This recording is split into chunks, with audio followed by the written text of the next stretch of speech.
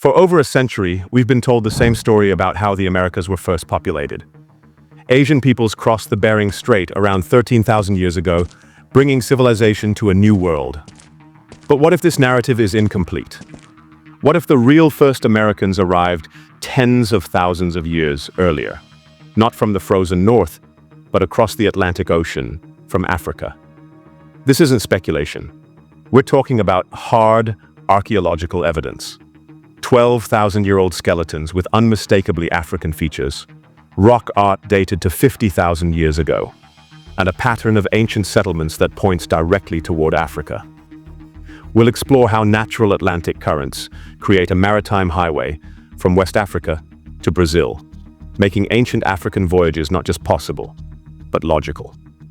Most shocking of all, Christopher Columbus himself documented that Africans were already traveling to the Americas before his arrival. These aren't fringe theories. They're supported by peer-reviewed research, archaeological discoveries, and historical records that have been hiding in plain sight. Join us as we uncover the suppressed history of the first Americans, a story of ancient African mariners, sophisticated civilizations, and multiple waves of migration that fundamentally challenges everything we thought we knew about the peopling of the Americas. Our journey begins in 1975 in southeastern Brazil, where archaeologist Walter Neves from the University of São Paulo made a discovery that would shake the foundations of American prehistory. In the Lapa Vermelha rock shelter, his team unearthed the oldest human remains ever found in the Americas, a 12,000-year-old skeleton of a young woman they named Lucia. When forensic experts reconstructed Lucia's skull, they were stunned. The face staring back at them exhibited distinctly African morphological features, a long, narrow cranial structure with projecting facial features and prominent brow ridges. This bone structure was entirely consistent with African populations, not the broader, flatter facial features common among Asian groups.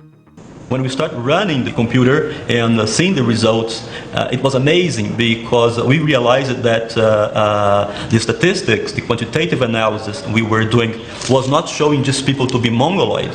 In fact, the analysis was showing just people as anything except Mongoloid. That to me is a Negroid face that has all the features you associate with a Negroid face. The proportions of the face, it doesn't say anything about it being a Mongoloid. These characteristics were so pronounced that forensic experts immediately recognized the African features, without any preconceived notions about her origins. Lucia's discovery near Brazil's Atlantic coast, exactly where one would expect evidence of African migration, adds geographical weight to the morphological evidence. But Lucia wasn't alone. Other early American skeletal remains, including the Apuna skeleton, exhibit similar African characteristics, suggesting these weren't isolated individuals, but representatives of entire populations.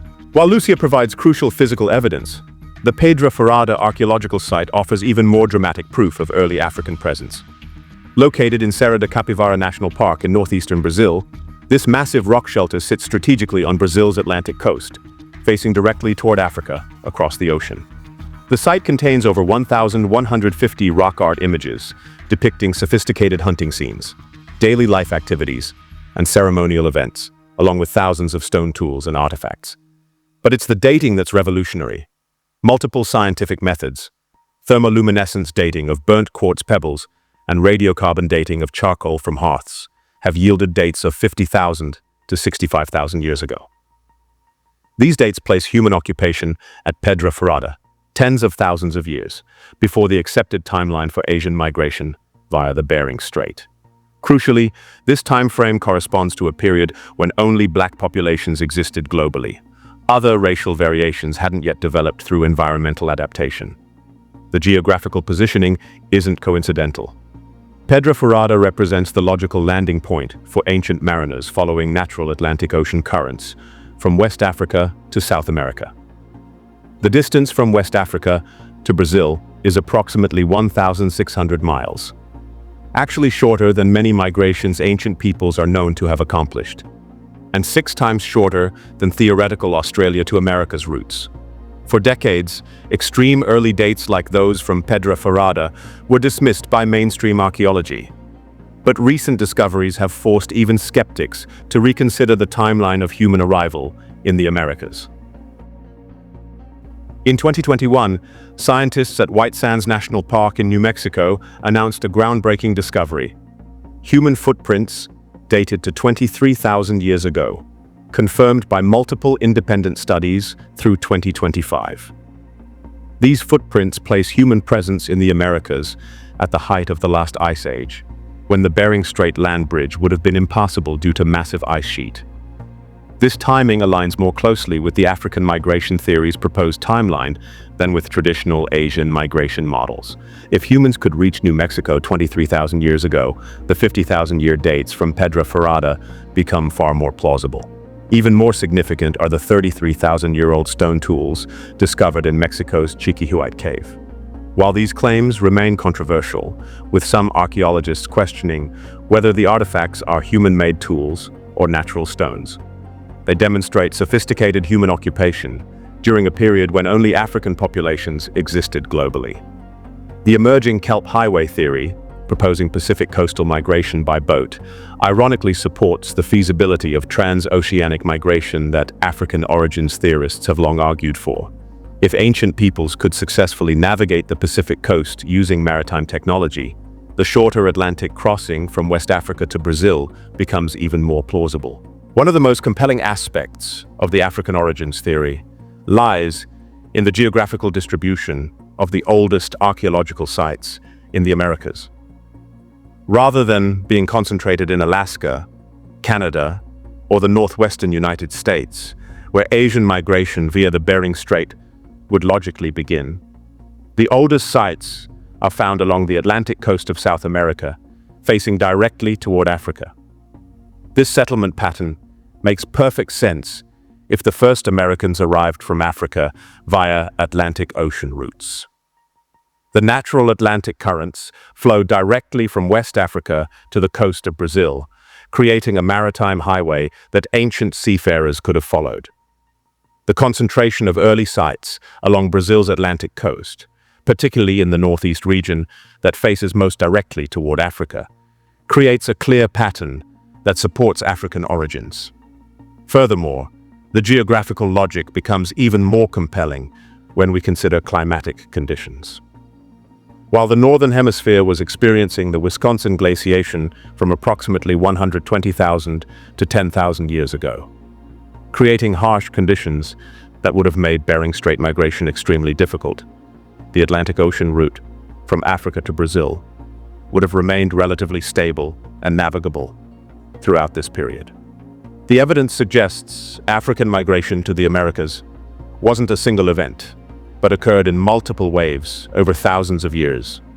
The initial settlement by African populations, many of pygmy stature, occurred 50,000 to 65,000 years ago, establishing the first human presence in the Americas. Approximately 4,000 years ago, a second wave brought populations from the Nile Valley civilizations of Egypt and Sudan. These migrants carried advanced knowledge of agriculture, astronomy, and architecture developed in sophisticated Nile Valley civilizations. Their influence can be seen in agricultural terraces, astronomical alignments, and monumental architecture found throughout the Americas. The third major wave occurred between 1,000 and 2,000 years ago, involving organized expeditions from the great West African empires of Mali and Songhai. Historical records document these voyages, most notably the expedition launched by Mansa Abubakari II of Mali in 1311 CE, which included 200 master boats and 200 supply boats, a massive undertaking demonstrating the maritime capabilities and resources of African empires. The Mali Empire, at its height, was one of the world's wealthiest civilizations, with extensive trade networks stretching across Africa into Europe and Asia. The empire possessed the technological knowledge, navigational skills, and economic resources necessary to mount transatlantic expeditions. The evidence for African presence in the Americas isn't just buried in archaeological sites. It's documented in historical records. Christopher Columbus himself recorded multiple encounters and reports of black people in the Americas that predated European arrival. According to Columbus's own accounts, his contemporaries told him about regular departures of boats loaded with merchandise from West Africa heading toward America. This wasn't occasional or accidental travel, but organized commercial expeditions. The Taino people of Haiti provided Columbus with crucial information about African visitors. They told him that black people came from the southeast in large boats to trade, particularly bringing spears called guanin. Columbus was so intrigued that he had one analyzed in Spain. The metallurgical analysis revealed it was made of a metal composed of 18 parts gold, 8 parts copper, and 6 parts silver, identical to a metal called garnin, used in the Mali Empire of West Africa. Most significantly, Columbus himself, according to his son Ferdinand, saw black people in what is now Honduras. This direct eyewitness testimony from the most famous European explorer provides unambiguous evidence of African presence before European colonization. Columbus wasn't alone. Missionary Ramon Payne specifically called the Africans who visited Haiti Noirs Guanini, black Guanini people, directly connecting them to the Guanin spears and West African origins. Several other early European explorers, Vasco Núñez de Balboa, López de Gomora, and Rodrigo de Colmenares, all reported seeing black people in Panama identical to those they had observed in West Africa. Perhaps the most visually striking evidence comes from Mexico's Olmec civilization. 17 colossal heads discovered along Mexico's Atlantic coast display, unmistakably, African facial features.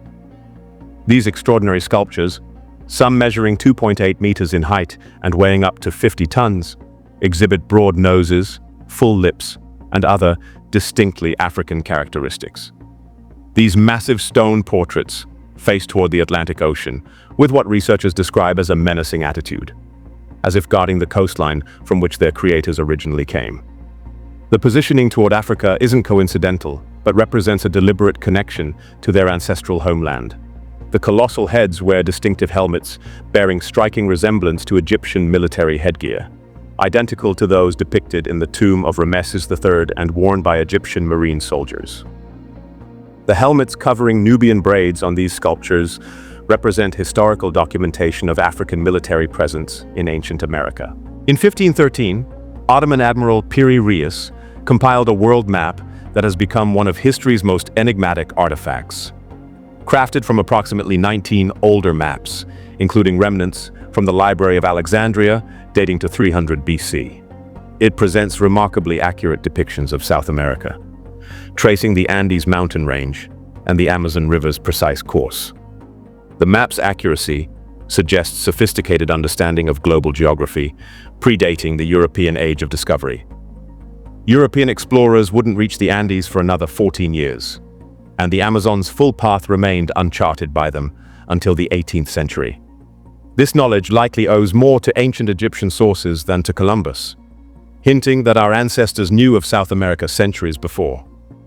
The feasibility of Egyptian Atlantic crossings is well documented. Egyptians possessed sophisticated cedar wood boats, some measuring 51 meters in length. In 1969, Thor Heyerdahl successfully demonstrated that even primitive Egyptian papyrus boats could traverse the Atlantic Ocean. In 1970, his corrected boat Ra-2 successfully traveled from Morocco to Barbados, definitively proving Egyptians had the technology for Atlantic voyages. Physical artifacts throughout the Americas support this narrative. In Venezuela, Roman coins from the 4th century have been discovered alongside Arab coins from the 8th century.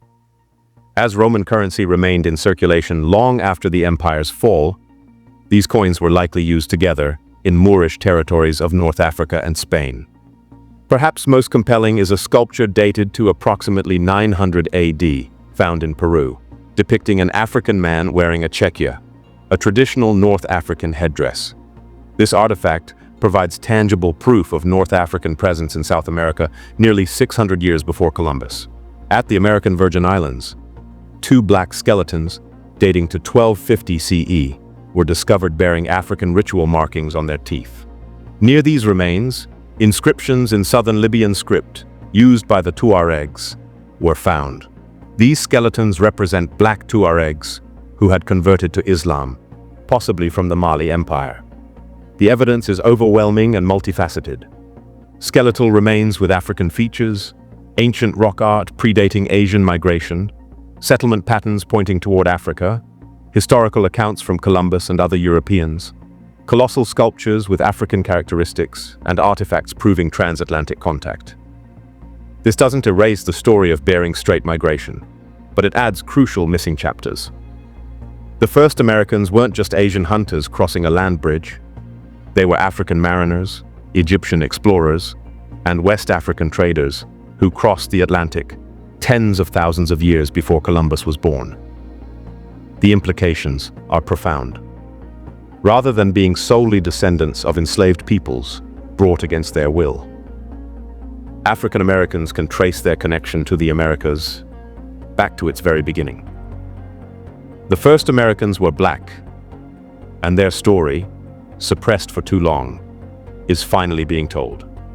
The archaeological evidence strongly supports the theory that the first Americans were of African origin.